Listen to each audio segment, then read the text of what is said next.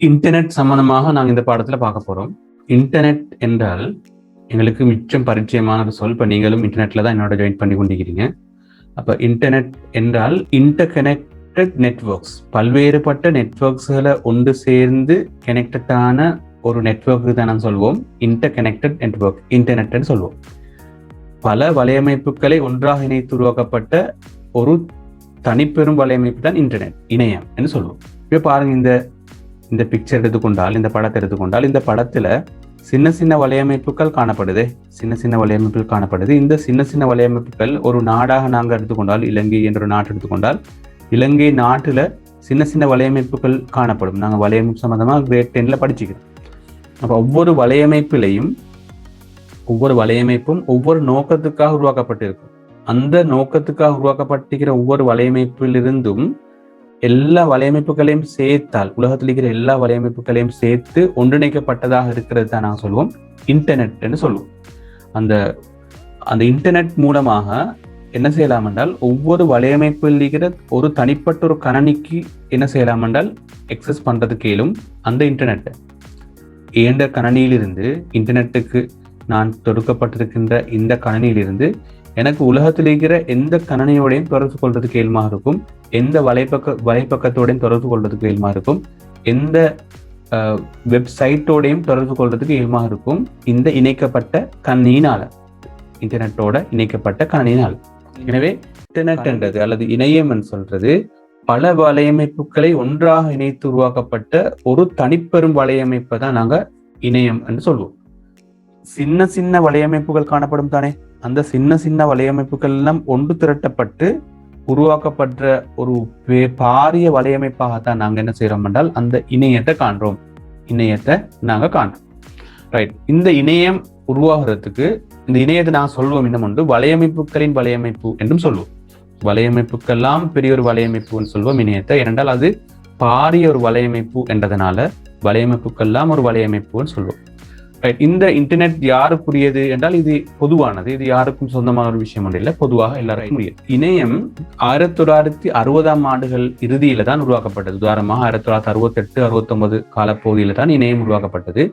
இந்த இணையம் உருவாக்கப்பட்டதுக்கான நோக்கம் என்னென்றால், எங்களுக்கு தெரியும் அமெரிக்கால இருக்கிற யுஎஸ் படையினர்கள், அந்த ஃபோர்ஸஸ், அவங்களுக்குரிய தகவல்களை அவங்களோட கணனியில அவங்க சேர்த்து வச்சிருந்தாங்க. ஒரு குறிப்பிட்ட ஒரு கணனியில சேர்த்து வச்சிருந்தாங்க. அப்படி அந்த தகவல்கள் சேர்த்து வைக்கப்பட்டிருக்கிற தகவல்கள் வேறொரு காரணத்தின் காரணமாக திருடப்பட்டாலோ அல்லது சேதமாக்கப்பட்டாலோ அந்த தகவல்கள் எல்லாம் என்ன செய்யும் என்றால் அவங்களுக்கு கிடைக்காமல் போய்த்திடும். எனவே அவங்க நினைச்சாங்க, இந்த தகவல்களை வேறொரு கணனியில சேர்த்து வைக்கணும், வேறொரு கணனியில நாங்க அதை ஷேர் பண்ணிக்கொள்ளணும் என்ற ஒரு முயற்சி அவங்களால மேற்கொள்ளப்பட்டது. இது உண்மையிலே ஒரு போர் நோக்கமாக அடிப்படையாக கொண்டுதான் அல்லது போராட்டத்தை அடிப்படையாக கொண்டு உருவாக்கப்பட்ட ஒரு விடயமாகத்தான் நாங்கள் இதை காண்றோம், இந்த நெட்வொர்க்கிங்கை காண்றோம். ரைட். இப்ப இந்த யுஎஸ் என்ன செய்யறால், அவங்க தங்களுக்குள்ள மாத்திரம் அந்த தகவலை வச்சுக்கொள்ளாம, தனது கணினியில மாத்திரம் தகவல் வச்சுக்கொள்ளாம இன்னமொரு கணினிக்கும் அந்த தகவலை அனுப்பணும்ன்றதுக்காக வேண்டி உருவாக்கப்பட்ட இந்த முறைமைக்கு தான் நான் சொல்லுவோம் நெட்வொர்க். இதுக்கு நாங்கள் சொல்லுவோம் டிஸ்ட்ரிபியூட்டட் நெட்வொர்க், பரவலாக்கப்பட்ட வலையமைப்பு என்று சொல்லுவோம். இதுக்கு அவங்க ஒரு முயற்சியை கையாண்டு ஒரு மாகாணத்துல, அமெரிக்காவில் ஒரு மாகாணத்துல என்ன செஞ்சாங்கன்னா, பரிச்சாத்தமாக 2 கணினிகளுக்கு இடையில தரவுகள் பரிமாற்றப்பட்டு நடைபெற்றது.